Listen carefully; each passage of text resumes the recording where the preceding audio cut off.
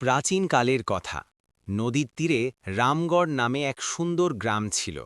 সেই গ্রামেই মাধব নামে এক সৎ ও পরিশ্রমী কাঠুরে থাকত। মাধব তার জীবনে কখনো 2 পয়সারও অসাধুতা করেনি। কঠোর পরিশ্রম করে যাই সামান্য খাবার জুটত তাকেই সে গ্রহণ করত। মাধবীর দিন শুরু হতো সূর্য ওঠার সাথে সাথেই। কাঁধে কুড়াল রেখে সে ঘন জঙ্গলের দিকে বেরিয়ে পড়ত। সেখানে ঘণ্টার পর ঘণ্টা পরিশ্রম করে সে শুকনো কাঠ কাটত। সন্ধ্যা হতে হতে সে কাঠির ভারী বোঝা নিজের পিঠে চাপিয়ে রাজার প্রাসাদে পৌঁছে দিত। রাজপ্রাসাদের পাঁচোপ আর উনুনগুলোর জন্য ভালো কাঠ জোগাড় করে দেওয়াই ছিল তার কাজ। প্রাসাদ থেকে যে সামান্য অর্থ সে পেত তা দিয়েই সে নিজের এবং তার ছোট ছেলে ভোলার পেট চালাত। ভোলাই ছিল মাধবের পুরো পৃথিবী, কারণ 3 বছর আগে এক অসুখে তার স্ত্রীর মৃত্যু হয়েছিল। একদিন প্রতিদিনের মতো মাধব জঙ্গলের দিকে যাচ্ছিল। আবহাওয়া মনোরম ছিল এবং গাছের হালকা খসখস শব্দ যেন তাকে স্বাগত জানাচ্ছিল। কিন্তু চলতে চলতে হঠাৎ তার পা একটি পাথরে ধাক্কা খেল। তীব্র যন্ত্রণায় তার মুখ থেকে তৎক্ষণাৎ একটি চিৎকার বেরিয়ে গেল। কিছুক্ষণের জন্য সে থামল, যন্ত্রণা সহ্য করল, কিন্তু তবুও সে হিম্মত হারাল না। মাধবের স্বভাবই ছিল এরকম, নিজে কষ্ট পেয়েও অন্যের কথা ভাবার মতো মন। সে পাথরটির দিকে তাকালো এবং তার মনে এলো, আমার যদি এই পাথরে হোঁচট লাগতে পারে তবে অন্য কোনো পথচারীও তো পড়ে যেতে পারে। কেননা এটাকে রাস্তা থেকে সরিয়ে দিই। মানবতার এই গুণই তাকে সবার থেকে আলাদা করে তুলত। সে ঝুঁকে পাথরটি সরাতে লাগল, কিন্তু যেই পাথরটি একদিকে সরল তার নিচ থেকে হঠাৎ একটি কালো রঙের বিষধর সাপ ক্ষিপ্রতার সাথে বাইরে বেরিয়ে এলো। মাধব কিছু বুঝে ওঠার আগেই সাপটি বিদ্যুতের গতিতে তাকে ছোবল মারল। বিষ এতটাই প্রবল ছিল যে বেচারা মাধবের মুখ থেকে জল চাওয়ার মতো শক্তিটুকুও থাকল না। সে সেখানেই মাটিতে লুটিয়ে পড়ল এবং তার নিঃশ্বাস চিরতরের জন্য থেমে গেল। মাধবের স্ত্রী তো আগেই পৃথিবী ছেড়ে চলে গিয়েছিল, আর এখন তার ছোট ছেলে ভোলা পুরোপুরি একা হয়ে গেল। না কোনো আশ্রয়, না কোনো আপনজন। দিন হোক বা রাত তার চোখের জল থামার নামই নিত না। সেই মাসুম বাচ্চাটি বারবার তার বাবাকে ডাকত, কিন্তু তাকে সামলানোর মতো কেউ ছিল না। গ্রামের লোকেরাও নিজ নিজ সমস্যায় মগ্ন থাকত। এমন অবস্থায় সেই বাচ্চাটির দিকে দয়ার নজরে তাকানোর মতো লোকও মেলা ভার ছিল। কিন্তু বলে না যে যখন মানুষের কেউ থাকে না তখন ঈশ্বর তার সাথ দেন। ঠিক তেমনটাই হল। মাধবের মৃত্যুর খবর যেমনই রাজার কাছে পৌঁছল, তার মনে সেই অনাথ বাচ্চা ভোলার জন্য করুণা জেগে উঠল। তিনি তক্ষুনি এক বিশ্বস্ত ছুতোর বা কাঠের মিস্ত্রিকে নিজের দরবারে ডাকলেন এবং আদেশ দিলেন, তুমি এই বাচ্চা ভোলাকে নিজের কাছে রাখো এবং তার পুরোপুরি দেখভাল করো। তার খাবার, কাপড় এবং শিক্ষাদীক্ষার যা কিছু খরচ হবে সেই সব খরচ আমি তোমাকে দেব। রাজার এই কথা শুনে সেই কাঠের মিস্ত্রি রাজার প্রতি কৃতজ্ঞ হয়ে গেল, কারণ তার নিজের কোনো সন্তান ছিল না। তাই সে মনে মনে খুশিও ছিল যে এখন তার ঘরেও এক শিশুর হাসি প্রতিধ্বনিত হবে। সে পুরো মন দিয়ে ভোলাকে নিজের ছেলের মতো লালন পালন করতে শুরু করল। কাঠের মিস্ত্রি এবং তার স্ত্রী ভোলাকে খুব ভালোবাসত। সময়ের সাথে সাথে ভোলা 10 বছরের হয়ে গেল। ধীরে ধীরে মিস্ত্রি ভোলাকে কাঠ দিয়ে সুন্দর সুন্দর জিনিস বানানোর বিদ্যা শেখাতে শুরু করল, যেমন কাঠের ওপর নকশা করা, রঙিন খেলনা এবং ছোট ছোট বাসন বানানো। সেই মিস্ত্রি প্রতিটি জিনিসে এত সূক্ষ্ম নকশা করত যে দেখার লোক অবাক হয়ে যেত। তার হাতের কারুকাজ যেন কোনো শিল্পীর স্বপ্নকে রূপ দিত। ছোট ভোলাও এই কাজ শিখতে শিখতে তার নতুন বাবার খুব কাছের হয়ে গেল। এখন সে সেই মিস্ত্রিকেই নিজের আসল বাবা মনে করতে লাগল এবং দুজনের মধ্যে এক গভীর আত্মিক সম্পর্ক তৈরি হয়ে গেল। মিস্ত্রির প্রতিবেশী ছিলেন একজন কুমোর, যার একটি মিষ্টি ও সুন্দর মেয়ে ছিল। তার নাম ছিল গৌরী। ভোলা এবং গৌরী প্রায় একই বয়সী ছিল, তাই দুজনে একসাথে হাসাহাসি, খেলাধুলা আর একে অপরের সাথে সারা দিন মস্তি করত। ধীরে ধীরে তাদের বন্ধুত্ব এতটাই গভীর হয়ে গেল যে দুজনের পা একে অপরকে ছাড়া এক পাও এগোত না। একদিনের কথা, গৌরী নিজের বাড়ির জন্য জল ভরার উদ্দেশ্যে কুয়োর কাছে গেল। গরমের দিন ছিল এবং সূর্য মাথার ওপর জ্বলছিল। যেমনই সে দড়ি কলসি কুয়োর মধ্যে ফেলল, অমনি তার হাত থেকে দড়ি ফসকে গেল এবং ছপাক শব্দ করে কুয়োর মধ্যে পড়ে গেল। দড়িটিকে ডুবতে দেখে গৌরী ঘাবড়ে গেল এবং সেখানেই দাঁড়িয়ে জোরে জোরে কাঁদতে লাগল। তার ভয় ছিল যে বাড়ি পৌঁছলে তার মা তাকে বকা দেবে বা হয়তো মারও দিতে পারে। ইতিমধ্যে সংযোগবশত ভোলা ওই পথ দিয়ে যাচ্ছিল। সে দেখল যে গৌরী কেঁদেই চলেছে। সে তক্ষুনি তার কাছে পৌঁছল এবং বলল, তুমি কাঁদছ কেন গৌরী? গৌরী কাঁদতে কাঁদতে নিজের চোখের জল মুছল এবং বলল, আমার দড়ি কুঁয়োয় পড়ে গেছে, এখন আমার মা আমাকে খুব মারবে। ভোলা মজা করে মুচকি হেসে বলল, ভালোই তো, তোমাকে তো সত্যিই মার দেওয়া উচিত। গৌরী রেগে গিয়ে কাঁদতে কাঁদতে বলল, তুমি কি আমার দড়ি তুলে দিতে পারো? ভোলা থেমে গিয়ে বলল, হ্যাঁ, তুলে দিতে পারি, তবে একটা শর্তে। গৌরী মাসুমের মতো জিজ্ঞেস করল, কোন শর্ত? ভোলা বলল, তুমি আমার সাথে কথা দাও যে যদি আমি দড়ি তুলে দিই তবে তুমি আমাকে বিয়ে করে নেবে। এখন গৌরী ছাই কি জানে যে বিয়ে নামক জিনিসের মানে কি? তার কাছে তো এটা পুতুল খেলার মতো কোনো খেলা ছিল। সে চট করে বলে উঠল, হ্যাঁ হ্যাঁ, নিশ্চয়ই করে নেব। ব্যাস, এইটুকু শোনামাত্রই ভোলার মুখ উজ্জ্বল হয়ে উঠল।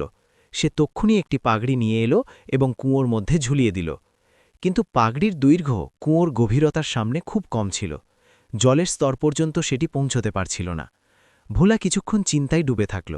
তারপর সে পাগড়িটি বাইরে বের করে দৈর্ঘ্য বাড়ানোর জন্য তাতে কিছু কাঁটা জুড়ে দিল, যাতে দড়িতে অনায়াসেই আটকে যায়। যখনই অস্থায়ী জোগাড় কুঁয়োর মধ্যে ফেলা হলো, তখন কয়েক মুহূর্তের মধ্যেই দড়ি কাঁটায় আটকে গেল। ভোলা সাবধানে পুরো দড়িটি উপরে টেনে তুলল এবং অবশেষে দড়ি বাইরে বেরিয়ে এলো। গৌরী খুশিতে আত্মহারা হয়ে গেল। সে দড়ি নিল এবং দ্রুত বাড়ির দিকে দৌড়াতে লাগল। কিন্তু যেমনই সে ঘুরল, ভোলা তার হাত ধরে ফেলল এবং সরলতার সাথে বলল, তুমি আমাকে কথা দিয়েছিলে যে তুমি আমাকে বিয়ে করবে। তুমি আগে তোমার কথা রক্ষা করো, তারপর বাড়ি যাবে। ভোলা মাসুম কিন্তু দৃঢ় কণ্ঠে বলল, এসো, এই গাছের চারদিকে পাক খাই। গৌরীও কোনো চিন্তাভাবনা ছাড়াই রাজি হয়ে গেল।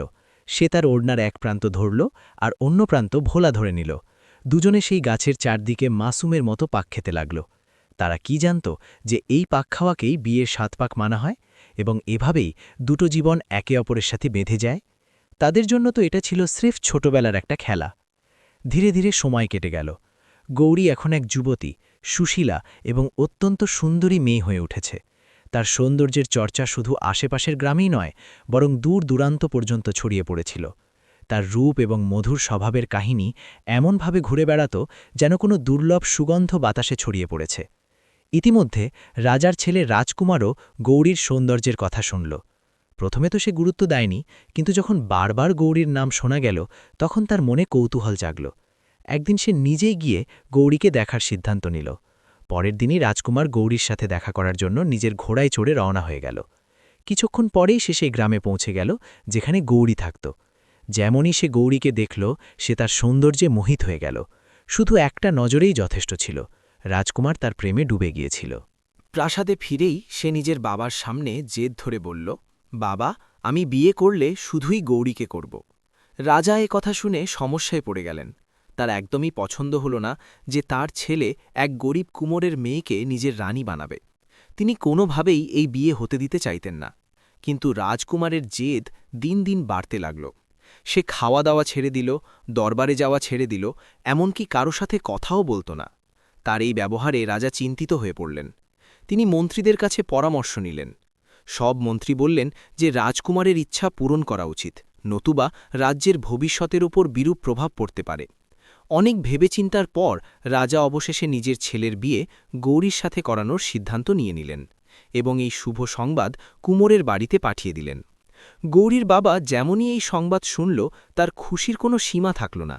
তার মনে হল যেন ঈশ্বর তার কপালই বদলে দিয়েছেন। গৌরী এখন এক সুশীলা ও পরিপক্ক যুবতী হয়ে উঠেছিল। সেও চুপচাপ এই প্রস্তাবের জন্য সম্মতি দিয়ে দিল। কিন্তু এই বিয়ের সিদ্ধান্তে যদি কেউ সবথেকে বেশি ভেঙে পড়ে থাকত, সে হল ভোলা। ভোলা গৌরীকে ভালোবাসত। সে একা বসে বসে চোখের জল ফেলত। তার মনটা যেন কেউ চেপে ধরেছিল। তার ছোটবেলার সেই প্রতিশ্রুতির কথা মনে আসত, সেই গাছের নিচে নেওয়া পাকগুলোর কথা মনে আসত, এবং সে ভিতরে ভিতরে চুরমার হয়ে যাচ্ছিল। ওদিকে বিয়ের প্রস্তুতি দুপক্ষেই জোর কদমে চলতে লাগল। কুমোরের বাড়ি খুশিতে মেতে উঠল। পুরো গ্রামে উৎসাহ ছিল। চারদিকে অভিনন্দন জানানো হচ্ছিল। কিন্তু সাথে সাথে লোকেদের মনে ঈর্ষাও ছিল। শেষমেশ গরিব কুমোরের ভাগ্য হঠাৎ করে এমনভাবে কিভাবে চমকাল। সেই সময় এই প্রথা ছিল যে বিয়ে ঠিক হবার আগে পণ্ডিত মেয়ের হাত বা জন্মছক দেখে শুভ অশুভ নির্ণয় করতেন। রাজাও এক বিদ্বান পণ্ডিতকে গৌরীর জন্মছক দেখার জন্য তার বাড়িতে পাঠালেন, যাতে তিনি বিয়ের শুভ মুহূর্ত বের করতে পারেন। গৌরী পরিষ্কার পরিচ্ছন্ন জামাকাপড় পরে পণ্ডিতের সামনে বসার জন্য প্রস্তুতি নিল। পণ্ডিত তার হাত ধরলেন এবং গভীরভাবে দেখতে লাগলেন। তখনই সেখানে এক যুবক দৌড়াতে দৌড়াতে এলো এবং বলল, আরে পণ্ডিত মশাই, গৌরীর বিয়ে তো আগেই ভোলার সাথে হয়ে গেছে। এরা দুজনে গ্রামের বাইরের বটগাছের চারদিকে পাক খেয়ে বিয়ে করেছে। এ কথা শুনে গৌরীর বাবা মা এবং সেখানে দাঁড়িয়ে থাকা সমস্ত লোকের পায়ের তলা থেকে যেন মাটি সরে গেল। পণ্ডিত চমকে গিয়ে তখনই গৌরীর হাত ছেড়ে দিলেন এবং গম্ভীর কণ্ঠে বললেন, সত্যিই কি এই মেয়ের বিয়ে আগে হয়ে গেছে? গৌরীর বাবা টলমল পায়ে এগিয়ে এলেন এবং অনুনয় ভরা কণ্ঠে বললেন, পণ্ডিত মশাই, এমন কথা বলবেন না। এই যুবকটি মিথ্যে বলছে, নিশ্চয়ই ওর কোনো ভুল হয়েছে। আমার মেয়ে তো একদম কুমারী, দয়া করে আপনি বিয়ের মুহূর্ত দেখুন।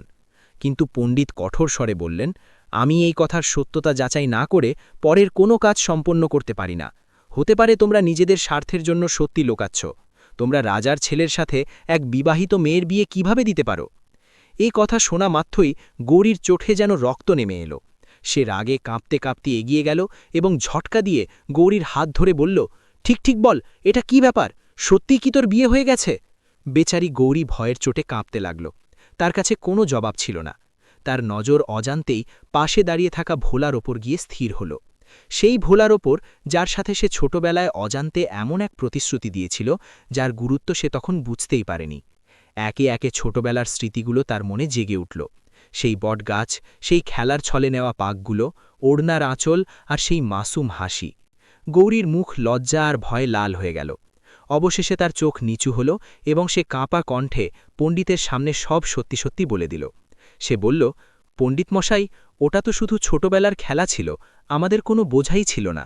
কথা শুনে পণ্ডিত মশাই তক্ষুনি উঠে দাঁড়ালেন এবং গম্ভীর স্বরে বললেন, বেটি, বিয়ে শাদী কোনো খেলা নয়, এটা সারা জীবনের এক পবিত্র বন্ধন। গৌরীর বাবা এখন রাগে কাঁপছিল, তার নিঃশ্বাস দ্রুত বইছিল, যেন হার্ট অ্যাটাক হবে। অনেক কষ্টে সে নিজের ওপর নিয়ন্ত্রণ আনল এবং ভোলার দিকে ঘুরে গর্জন করে বলল, ভোলা, তুমি আমার সাথে ভালো করলে না। ভোলা বেচারা চুপচাপ দাঁড়িয়ে সবকিছু শুনছিল। তার অপরাধ শুধু এতটুকুই ছিল যে সে ছোটবেলার মাসুম ছেলেমানুষিতেই আটকে ছিল। তখনই গৌরীর বাবা রাগে চিৎকার করে উঠল, ভোলা, তুই এক্ষুনি গৌরীকে নিয়ে আমার চোখের সামনে থেকে দূর হয়ে যা। তোরা দুজনে এই গ্রাম থেকে বেরিয়ে যা। আমি তোদের দুজনকে নিজের সামনে দেখতে চাই না। ভোলার মন ভারাক্রান্ত ছিল। সে গ্রাম এবং নিজের বাবা মাকে, পালক বাবা মাকে ছেড়ে কোথাও যেতে চাইত না। কিন্তু গ্রামের পঞ্চায়েতও একজোট হল। পঞ্চায়েতও একই ফয়সলা শোনাল, দুজনকে গ্রাম থেকে বের করে দেওয়া হোক। গৌরী বেচারি কাঁদতে কাঁদতে উঠিল, কিন্তু এখন তার কাছে আর কোনো আশ্রয় ছিল না। সে ভোলার হাত ধরল এবং নিজের বাবার বাড়ি থেকে চিরতরের জন্য বিদায় নিল। দুজনে চলতে চলতে অন্য এক নগরে গিয়ে পৌঁছাল। লম্বা পথ পাড়ি দিতে দিতে তারা ক্লান্ত হয়ে চুরমার হয়ে গিয়েছিল। হঠাৎ তারা রাস্তায় একটি পুরনো সরাইখানে দেখতে পেল। আশা নিয়ে ভেতরে গেল। সরাইখানার মালকিন ছিলেন একজন চতুর বৃদ্ধা মহিলা। ভোলা বিনয়ের সাথে জিজ্ঞেস করল, আম্মা, এখানে থাকার জন্য কি কোনো ঘর পাওয়া যেতে পারে? বুড়ি ধূর্ত নজরে দুজনকে দেখল এবং বলল, ঘর কেন পাওয়া যাবে না? নিশ্চয়ই পাওয়া যাবে, তবে আগে খাওয়া দাওয়া আর থাকার ভাড়া দিতে হবে। যতদিন থাকতে চাও আরামে থাকো। ভোলা মাথা নিচু করে বলল, আম্মা, এখন আমাদের কাছে টাকা নেই, কিন্তু আমি কাজ করায় দক্ষ। যখন উপার্জন করব তখন তা দিয়ে আপনার পাওনা মিটিয়ে দেব। বুড়ি ভ্রু কুচকে জিজ্ঞেস করল, কি কাজ করো? ভোলা বলল, আমি কাঠের জিনিস বানাই, খেলনা, কাঠের আসবাবপত্র আর নকশা করা বাসন। যে জিনিসেই হাত লাগাই তাকে সুন্দর বানিয়ে দিই। বুড়ি কিছুক্ষণ ভাবতে থাকল, তারপর চালাকির সাথে মুচকি হেসে বলল, আচ্ছা, তুমি এমনটা করো, যা কিছু বানাবে সেই সব আমাকে দিয়ে দিও। আমি সেগুলো নিজে বিক্রি করব। যে দাম পাওয়া যাবে তা থেকে আগে আমার ভাড়া কেটে নেব, আর যা বাঁচবে তা তোমাকে দিয়ে দেব। ভোলার সেই মুহূর্তে শুধু মাথা গোজার ঠাঁই দরকার ছিল। সে তক্ষুনি রাজি হয়ে গেল। বুড়ি তাদের একটি ছোট্ট কুঠুরি দিয়ে দিল। এখন দুজন স্বামী স্ত্রী সেখানেই থাকতে লাগল। ভোলা নিজের কাজ শুরু করে দিল। সে রোজ পরিশ্রম করে কাঠের চমৎকার সব জিনিস বানাত, সূক্ষ্ম নকশা করত এবং বুড়িকে সঁপে দিত। বুড়ি সেই জিনিসগুলো বাজারে বিক্রি করে আসত এবং পুরো টাকা নিজে রেখে দিত। যখনই ভোলা জিজ্ঞেস করত, আম্মা, আমার জিনিস কত দামে বিক্রি হলো, বুড়ি সবসময় একই উত্তর দিত, যা পাওয়া গেল তা তো তোমার হিসেব মেটাতেই খরচ হয়ে গেল। ভোলা এসব শুনে ভেতরে ভেতরে খামোশ হয়ে যেত। রোজ সেই অভাব, সেই সংগ্রাম আর তার ওপর গৌরীর চিন্তা তার মনের ওপর বোঝার মতো চেপে বসত।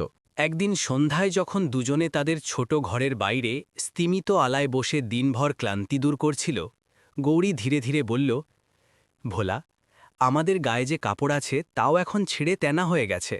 রাত দিন পরিশ্রম করার পরেও আমাদের হাতে একটা পয়সাও ঠিকমতো থাকে না। এমন অবস্থায় কাপড় কিনব নাকি সংসার চালাব? যদি এই হাল চলতে থাকে তবে আমাদের গুজরান করা খুব কঠিন হয়ে যাবে। কেননা আমরা অন্য কোনো গ্রামে গিয়ে নিজের ভাগ্য পরীক্ষা করি, হয়তো সেখানে পরিস্থিতি কিছুটা ভালো হতে পারে। গৌরীর কথায় যন্ত্রণাও ছিল এবং ভবিষ্যতের চিন্তাও ছিল। ভোলা অনেকক্ষণ চুপ করে থাকল। তারপর দুজনে সেই রাতে অনেকক্ষণ কথা বলল, ভাবল এবং অবশেষে এটা ঠিক করল যে সম্ভবত সত্যি নতুন গ্রামে গেলে কোনো পরিবর্তন আসতে পারে। কিন্তু যখন বুড়ি তাদের চলে যাওয়ার প্রস্তুতির কথা জানতে পারল, সে খুব ঘাবড়ে গেল। তার জন্য ভোলার গৌরী উপার্জনের একটা বড় সাহারা হয়ে উঠেছিল। যদি তারা চলে যায় তবে তার এই সুবিধাও হাতছাড়া হয়ে যাবে। বুড়ি একান্তে গৌরীকে ডাকল এবং খুব কৃত্রিম দয়াভরা গলায় বলল, বেটি, কাঠের এই কাজের দাম তো প্রতি গ্রামে নগরে একই পাওয়া যাবে। যেখানেই যাবে একই দাম পাবে। যদি বেশি কামাই করার ইচ্ছা থাকে তবে তোমার ভোলাকে বলো যে এইবার সাধারণ কাঠ ছেড়ে জঙ্গল থেকে চন্দনের কাঠ নিয়ে আসুক। সেই কাঠ দিয়ে বানানো জিনিস চড়া দামে বিক্রি হয়। পরিশ্রম একই, কিন্তু লাভ কয়েক গুণ। গৌরী এই কথা ভোলাকে জানাল। দুজনে আবার অনেকক্ষণ পরামর্শ করল। ভাবতে ভাবতে রাত কেটে গেল। কাজটা সফল হবার সম্ভাবনা দেখা দিল। অন্য নগরে যাওয়ার ক্ষেত্রে পথের ক্লান্তি, খরচ আর অনিশ্চয়তা, আর যদি সেখানেও একই দাম মেলে তবে পুরো ঝুঁকিটাই বৃথা। অবশেষে তারা এই সিদ্ধান্তে পৌঁছল যে অন্য নগরে যাওয়া বেকার, তার থেকে ভালো আমরা এখানেই থেকে চন্দনের কাঠ দিয়ে জিনিস বানাই।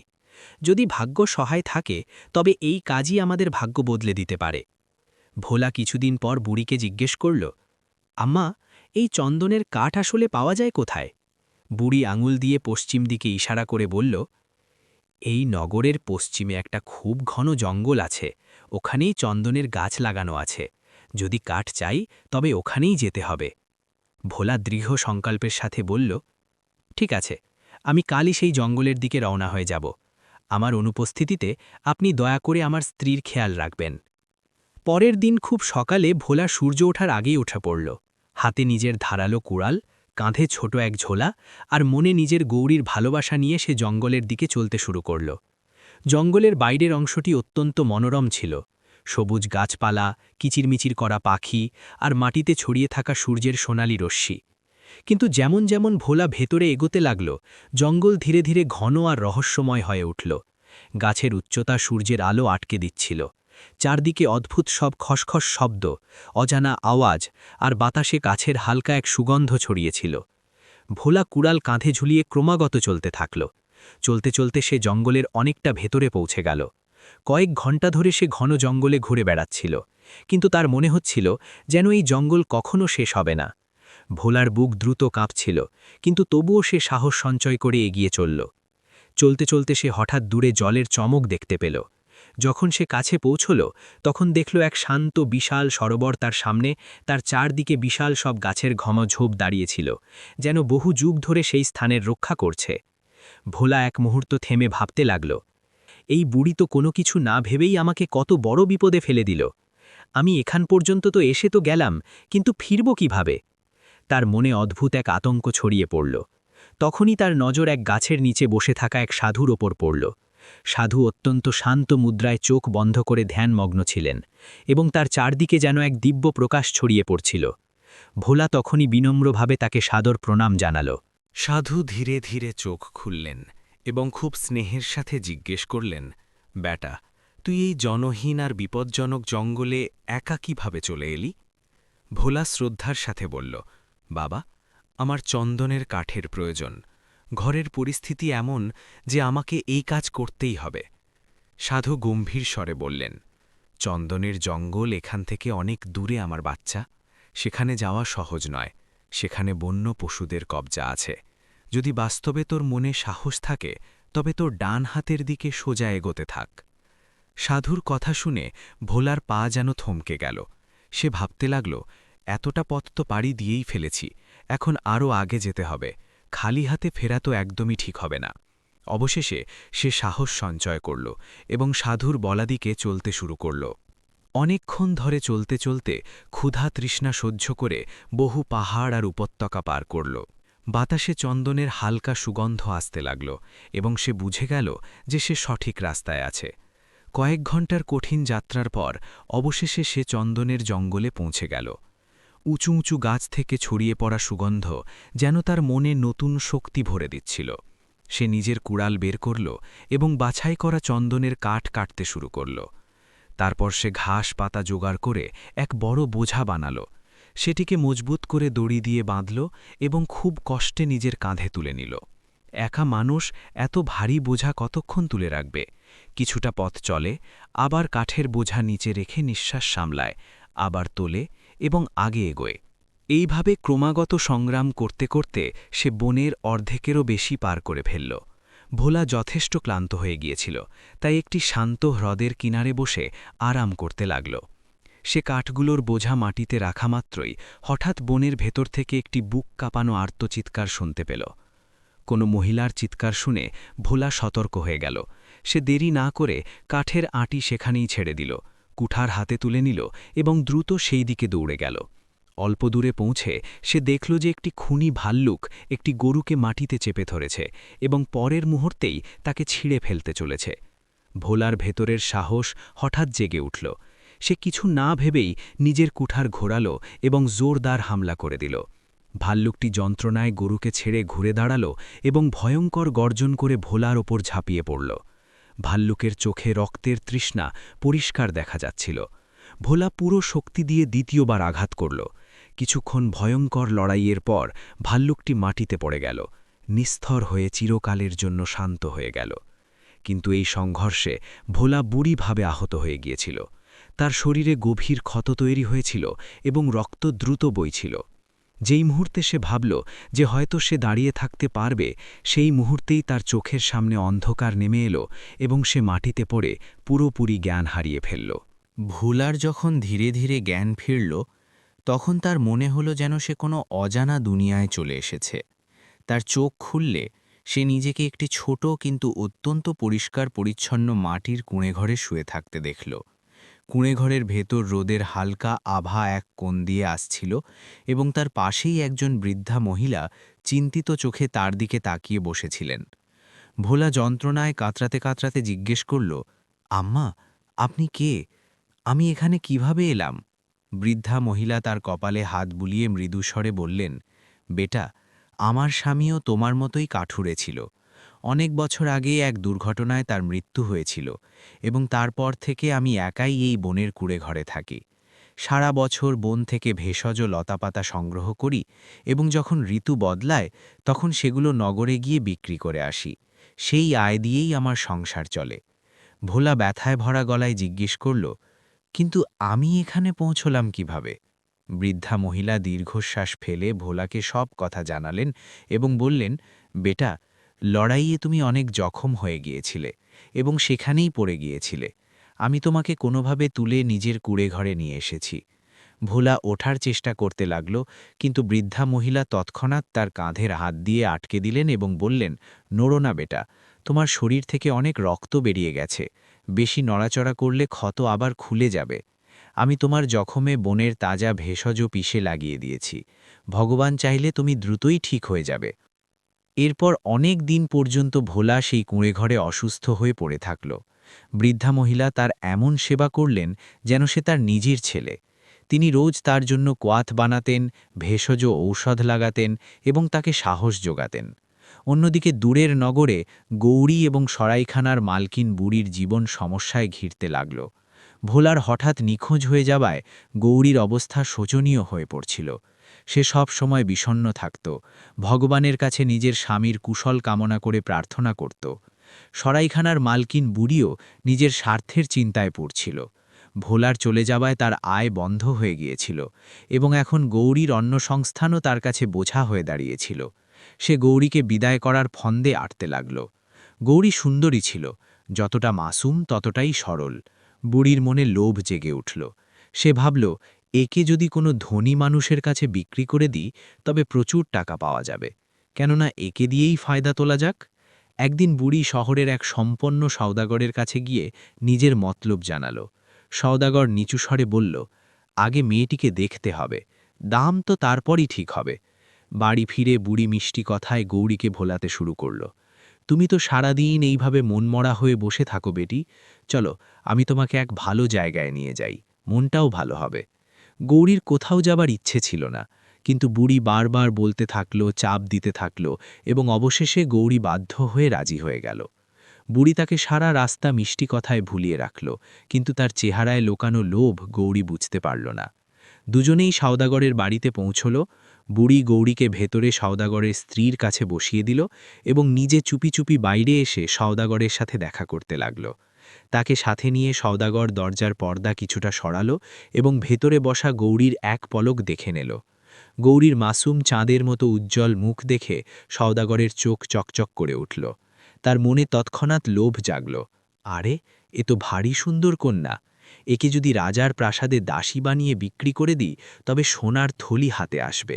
সেই লোভে সে এক মুহূর্ত না হারিয়ে বুড়িকে 20টি সোনার মোহর ধরিয়ে দিল। বুড়ির চোখে লোভের নেশা আরও গভীর হয়ে গেল। সে টাকার থলি এমনভাবে চেপে ধরেছিল যেন কোনো গুপ্ত ধন পেয়ে গেছে। সে এক মুহূর্তও সেখানে থাকতে চাইল না। গৌরীকে ভেতরে সওদাগরের স্ত্রীর কাছে বসিয়ে রেখে কোনো দিকে না তাকিয়ে দ্রুত পায়ে নিজের সরাইখানার দিকে ফিরে গেল। ওদিকে অনেকক্ষণ পর্যন্ত যখন বুড়ি ফিরে এলো না, তখন গৌরীর মনে নানা রকম ভয় জাগতে লাগল। সে ঘাবড়ে গিয়ে সওদাগরের স্ত্রীকে বিনীত স্বরে বলল, আম্মাজি, একটু বাইরে গিয়ে দেখুন না, বুড়ি আম্মা কোথায় রয়ে গেলেন? হয়তো ওনার কোনো কাজ পড়ে গেছে। সওদাগরের স্ত্রী বাইরে গেলেন, কিন্তু যখন ফিরলেন তখন তার চেহারায় এক অদ্ভুত কঠোরতা ছিল। তিনি পরিষ্কার ভাষায় বললেন, যে বুড়িকে তুমি আম্মা বলছো, সে এখান থেকে চলে গেছে। সে তোমাকে আমার স্বামীর হাতে বিক্রি করে দিয়ে গেছে। গৌরীর পায়ের তলার মাটি সরে গেল। সে ফুঁপিয়ে কেঁদে উঠল। সে কপাল চাপড়াতে চাপড়াতে বলতে লাগল, হে ভগবান, এ তুমি কেমন পরীক্ষা নিচ্ছ? আমি কোন বিপদে ফেসে গেলাম? কিছুদিন পর সওদাগর তাকে রাজার দরবারে পৌঁছাল। রাজা যখন গৌরীকে দেখলেন তখন তার সৌন্দর্য এবং সারল্য দেখে অবাক হয়ে গেলেন। আগে যখন রাজকুমারের জন্য সম্বন্ধ ঠিক হয়েছিল, তখন রাজা কখনো গৌরীকে দেখেননি, কিন্তু এখন দেখার পর তার মনে হল যে এই মেয়েটি অত্যন্ত গুণী এবং সেবাপরায়ণ। সওদাগর মোটা টাকা হাতিয়ে নিল এবং খুশি মনে সেখান থেকে চলে গেল। কিন্তু এখন রাজকুমারের তো এক রাজকুমারীর সাথে বিধিপূর্বক বিয়ে হয়ে গিয়েছিল, তাই রাজা আদেশ দিলেন যে গৌরীকে রাজকুমারের দাসীদের দলে সামিল করে নেওয়া হোক। প্রাসাদে গৌরী দাসীদের সাথে থাকতে লাগল। সে নিজের পুরো পরিশ্রম এবং সত্য মন দিয়ে কাজ করত। ধীরে ধীরে তার কর্মনিষ্ঠা এবং শালীনতার খবর রানী ও রাজকুমারী পর্যন্ত পৌঁছে গেল। রাজকুমারী তো প্রায়ই তাকে দেখতেন এবং তার বিষণ্ণ চোখের আড়ালে লুকিয়ে থাকা বেদনা বোঝার চেষ্টা করতেন। তিনি বহুবার জিজ্ঞেস করতেন, গৌরী, তোমার মনে কোনো দুঃখ লুকিয়ে আছে? কিন্তু গৌরী প্রতিবার হেসে কথা এড়িয়ে যেত। ওদিকে বনে কয়েক সপ্তাহ অসুস্থ থাকার পর ভোলা অবশেষে পুরোপুরি সুস্থ হয়ে উঠল। বৃদ্ধা মহিলা তার সেবায় তন মন দিয়ে দিয়েছিলেন। ঠিক হতেই ভোলা তার চরণ স্পর্শ করে ধন্যবাদ জানাল এবং তারপর নিজের চন্দন কাঠের আঁটি তুলে নিজের সফরের দিকে বেরিয়ে পড়ল। দীর্ঘ সময় পর যখন সে সরাইখানায় পৌঁছাল, তখন সেখানকার নির্জনতা দেখে তার বুক ধক করে উঠল। সে অস্থির হয়ে বুড়িকে জিজ্ঞেস করল, আম্মা, গৌরী কোথায়? বুড়ি বড় চালাকির সাথে ভ্রু কুচকে জবাব দিল, আমি কি জানি সে কোথায় গেছে। তোমার যাওয়ার পর আমি তাকে অনেক আদর করে রেখেছিলাম, কিন্তু একদিন হঠাৎ উঠে না জানি কোথায় চলে গেল। ভোলার মনে হল যেন কেউ তার পায়ের তলা থেকে মাটিই টেনে নিল। সে চমকে গেল, চোখ ভরে এলো। সে বিড়বিড় করে বলল, আমি এক্ষুনি তাকে খুঁজতে বেরোচ্ছি। এটা শুনেই বুড়ি রাগে অগ্নিশর্মা হয়ে উঠল এবং বলল, তাকে পরে খুঁজতে যেও, আগে আমার পাওনা মিটিয়ে দাও। তোমার অবর্তমানে আমি কতদিন ধরে তোমার স্ত্রীকে খাইয়েছি, পড়িয়েছি, তার দেখাশোনা করেছি, সেই সব খরচ কে দেবে? বেচারা ভোলার পকেটে তো কানা কুড়িও ছিল না। সে কাকুতি মিনতি করে বলল, আম্মা, গৌরীকে খুঁজে পেলে আমি আবার এখানেই ফিরে আসব। ভোলা ভারাক্রান্ত মনে বুড়ির দিকে তাকালো এবং ধীর স্বরে বলল, আম্মা, আমি অনেক চন্দন কাঠ নিয়ে এসেছি। যখন ফিরে আসব তখন এগুলো দিয়ে আকর্ষণীয় জিনিস বানিয়ে বিক্রি করব এবং তখন তোমার সব পাওনা মিটিয়ে দেব। কিন্তু বুড়ি তো আগে থেকেই সন্দেহ আর লোভে ডুবেছিল। সে অবজ্ঞার স্বরে বলল, কে জানে সেই মেয়ে কোথায় চলে গেছে, কবে পাওয়া যাবে, আদেও পাওয়া যাবে কিনা কে বলতে পারে। তাকে খুঁজতে কয়েক মাসও লাগতে পারে। আমি এত দীর্ঘ অপেক্ষা করতে পারবো না। আগে তুমি চন্দন কাঠের সব জিনিস বানিয়ে দাও, তারপর যেখানে খুশি চলে যেও। বেচারা ভোলার কাছে কোনো বিকল্প রইল না। গৌরীর স্মৃতিতে ভরা তার হৃদয় কাঁদছিল, কিন্তু পরিস্থিতি তাকে বাধ্য করে দিল। সে দীর্ঘশ্বাস ফেলে বুড়ির শর্ত মেনে নিল। এখন সে দিন-রাত চন্দন কাঠের ওপর খোদাইয়ের কাজ করত। কিন্তু প্রতিটি খোদাইয়ের মাঝে তার মন গৌরীর মুখের দিকে ফিরে যেত। অনেক সময় সে অজান্তেই সেই কাজগুলোর ওপর গৌরীর নাম খোদাই করে ফেলত, যেন প্রতিটি ছেনির আঘাত তার স্মৃতিকে আরও গভীর করছিল। বুড়ি বড় চালাকির সাথে সেই সব জিনিস রাজার প্রাসাদে পৌঁছত এবং রাজকুমারীকে চড়া দামে বিক্রি করে আসত। রাজকুমারীর চন্দন কাঠের জিনিসের সুবাস এবং কারুকার্য এত পছন্দ ছিল যে বুড়ি যে বস্তুই আনত তিনি তৎক্ষণাৎ কিনে নিতেন। ধীরে ধীরে প্রাসাদে চন্দনের মন মাতানো গন্ধ ছড়িয়ে পড়ল, কিন্তু রাজকুমারী জানতেন না যে এই বস্তুগুলোর মধ্যে কারো বিরহ লুকিয়ে আছে। একদিন গৌরী নিজের কাজ পরিশ্রমের সাথে শেষ করেছিল এবং রাজকুমারী তার কাজে অত্যন্ত প্রসন্ন ছিলেন। খুশি হয়ে তিনি গৌরীকে চন্দন কাঠের তৈরি একটি অত্যন্ত দামি সুগন্ধি পাখা উপহার দিলেন। তিনি বললেন, গৌরী, তুমি নিজের ঘরে সবসময় বিষণ্ণ হয়ে থাকো, এই পাখার সুবাস তোমার মন হালকা করবে। গৌরী 2 হাত জোর করে বিনম্রভাবে ধন্যবাদ জানাল এবং পাখা নিয়ে নিজের কক্ষে চলে গেল। ঘরের নির্জনতায় সে যখন খুব মন দিয়ে পাখাটিকে দেখল, তখন তার ওপর খোদাই করা সুন্দর লতাপাতার মাঝখানে একটি নাম উজ্জ্বল হয়ে দেখা দিচ্ছিল, গৌরী। তার হৃৎপিণ্ড যেন ধক করে উঠল। এই খোদাই, এই স্পর্শ, এই সুগন্ধ সবকিছু ভোলার ছিল। সে তৎক্ষণাৎ বুঝে গেল যে এই বস্তুটি তার স্বামীর হাতে তৈরি। খুশি, ব্যথা, আশ্চর্য সব অনুভূতি তার ভেতরে একসাথে উথলে উঠল। সে পাখাটিকে নিজের বুকে জড়িয়ে চুমু খেতে লাগল এবং ভোলার কথা মনে করে ফুপিয়ে কাঁদতে লাগল। ঠিক সেই সময় প্রাসাদের দাসীরা তার কক্ষে পৌঁছল। তারা দেখল যে গৌরী পাখাটির দিকে তাকিয়ে কেঁদেই যাচ্ছে। সবাই ঘাবড়ে গিয়ে জিজ্ঞেস করল, গৌরী, কি হয়েছে, কেন কাঁদছ? না জানি কেন, কিন্তু গৌরী কাউকে কোনো জবাব দিল না। সে শুধু কাঁদতে থাকল, যেন এতদিনের বিরহ এক মুহূর্তেই বাইরে বেরিয়ে আসছে। দাসীরা তৎক্ষণাৎ এই কথা রাজকুমারী পর্যন্ত পৌঁছল। রাজকুমারী গৌরীকে নিজের কাছে ডাকলেন এবং জিজ্ঞেস করলেন, তুমি সেই পাখাটি চুমু খেয়ে কেন কাঁদছিলে গৌরী? নিশ্চয়ই কোনো ব্যাপার আছে। তখনই দরজায় পায়ের শব্দ হল এবং রাজকুমার সেখানে এসে পৌঁছলেন। তার নজর যেমনই গৌরীর ওপর পড়ল, তিনি চমকে উঠলেন।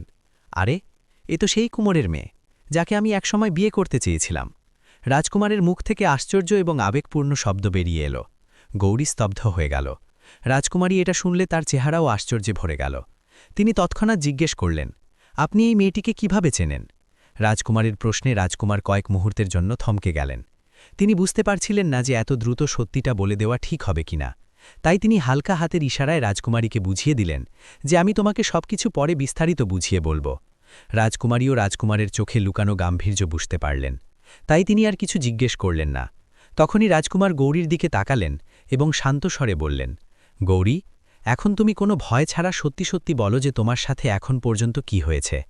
রাজকুমারের স্বরে দয়া এবং বিশ্বাস ছিল, তাই গৌরীর মন গলে গেল।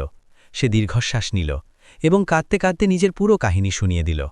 কিভাবে তার স্বামী ভোলাকে ধোকা দিয়ে বনে পাঠানো হয়েছিল, কিভাবে তাকে ঘর থেকে বুঝিয়ে শুনিয়ে নিয়ে আসা হয়েছিল এবং তারপর কিভাবে তাকে সওদাগরের হাতে বিক্রি করে দেওয়া হয়েছিল। গৌরীর দুঃখের কাহিনী শুনে রাজকুমারীর হৃদয়ও বিগলিত হয়ে গেল। তিনি কিছুক্ষণ ভেবে বললেন, আমার কাছে নিয়মিত একজন বুড়ি চন্দন কাঠের তৈরি জিনিস বিক্রি করতে আসে। তার কথাবার্তাও কিছুটা অদ্ভুত লাগত। রাজকুমার কথা পুরো শোনার আগেই তৎক্ষণাৎ আদেশ দিলেন, তাকে এক্ষুনি এখানে ডেকে আনো। প্রহরীরা ফরমান শোনামাত্রই দ্রুত দৌড়াল এবং কিছুক্ষণ পরই সেই বুড়ি কাঁপতে কাঁপতে প্রাসাদে হাজির হল। রাজকুমারের কঠোর নজর দেখেই তার চেহারার রং উড়ে গেল। রাজকুমার কঠোর স্বরে জিজ্ঞেস করলেন, এই চন্দনের তৈরি জিনিসগুলো যা তুমি রাজকুমারীকে বিক্রি করো, এগুলো কে বানায়? বুড়ি প্রথমে কথা ঘুরিয়ে ফিরিয়ে বলতে লাগল। সে ভয় পাচ্ছিল যে যদি সত্যি জানাজানি হয়ে যায় তবে ভোলাকে প্রাসাদে রেখে নেওয়া হবে এবং তার রোজকার আয় বন্ধ হয়ে যাবে। তার লোভ তাকে সত্যিটা লুকাতে বাধ্য করছিল। কিন্তু যখন রাজকুমার কঠোর রূপ ধারণ করে গর্জে উঠে বললেন, সত্যি বলো, না হলে পরিণাম খুব খারাপ হবে, তখন বুড়ির পা কেঁপে গেল। অবশেষে ভয়ের কাছে তার লোভ হার মানল এবং সে সবকিছু উগরে দিল। সে বলল, মহারাজ, আমার সরাইখানায় ভোলা নামে এক যুবক রয়েছে, সেই এই সব জিনিস বানায়। এই পাখাটিও তারই হাতের তৈরি।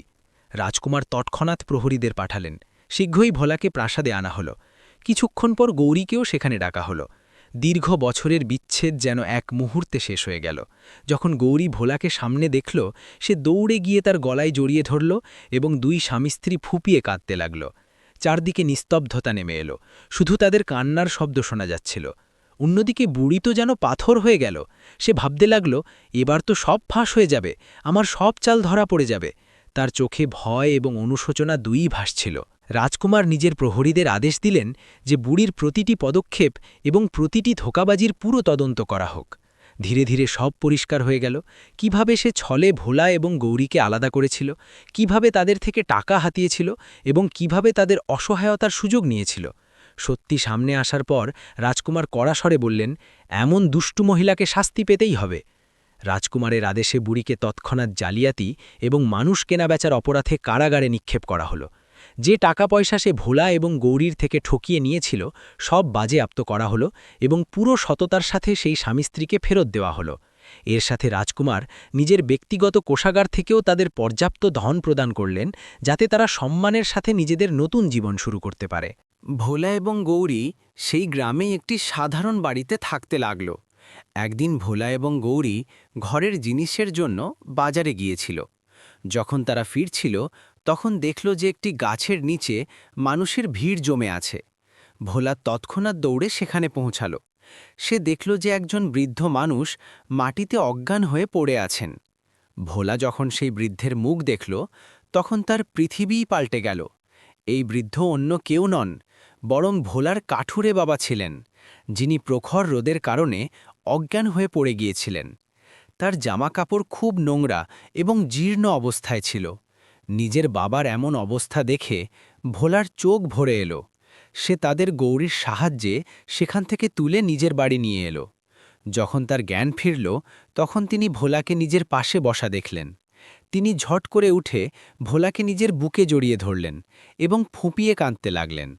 যখন ভোলা তার কাছে তার এমন অবস্থার কারণ জিজ্ঞেস করল তখন তিনি বলতে লাগলেন, বেটা, তোমার চলে যাওয়ার পর আমার কাজে একদমই মন বসত না। কিছু সময় পর এক অসুখের কারণে তোমার মাও এই পৃথিবী ছেড়ে চলে গেলেন এবং আমি একেবারে একা হয়ে গেলাম। কিন্তু বেটা, কথা দাও যে আজকের পর তুমি আমাকে ছেড়ে কোথাও যাবে না। ভোলা নিজের বাবাকে জড়িয়ে ধরে বলল, না বাবা, এখন আমি আপনাকে ছেড়ে কোথাও যাব না। এইভাবে ভোলা, গৌরী এবং ভোলার বাবা বছরের পর বছর যন্ত্রণা সহ্য করার পর অবশেষে হাসি খুশি জীবন কাটাতে লাগল।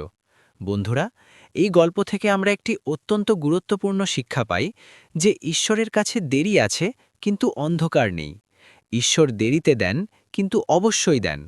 ধৈর্য ধারণকারীদের সময় একদিন না একদিন ফল অবশ্যই দেয়। তো সাথীরা, আশা করি আপনাদের গল্পটি ভালো লেগেছে। গল্পটি ভালো লাগলে ভিডিওটি লাইক শেয়ার করতে ভুলবেন না এবং যাওয়ার আগে চ্যানেলটিকে সাবস্ক্রাইব করে কমেন্টে আপনাদের মতামত অবশ্যই জানাবেন। দেখা হবে আরও একটি নতুন গল্পের সাথে। ধন্যবাদ।